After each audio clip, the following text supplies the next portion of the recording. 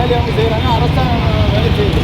என்னன்னா இந்த பார்க்குறவங்க பேசுகிறவங்க வந்து கொஞ்சம் வசதி படுத்தவங்க பதவியில் பெரியவங்களா இருந்தாக்கா நடவடிக்கை என்பது கொஞ்சம் தாமதமாகும்.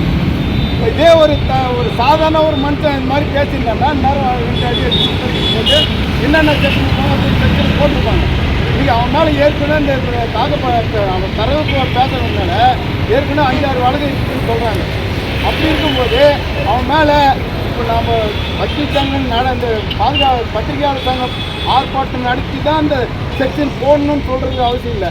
காவல்துறைக்கு என்னென்ன செக்ஷன் போடணும்னு தெரியும். இப்போ போட்டிருக்காங்க, அதில் எந்த குறையும் இல்லை. ஆனால் மேற்கொண்டு கடுமையான இந்த சட்டத்தை அவர் மீது போட வேண்டும் என்று தான் இந்த ஆர்ப்பாட்டம்.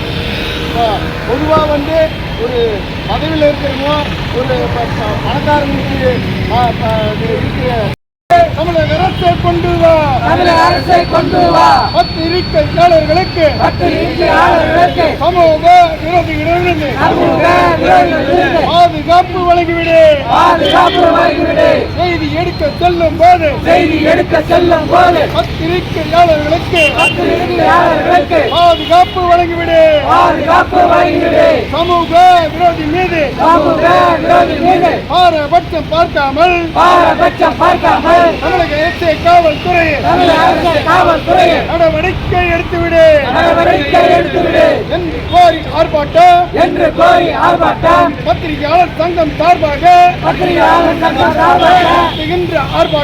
நடத்துகின்ற ஆர்ப்பாட்டம் வெள்ளட்டும் திறக்கட்டும்.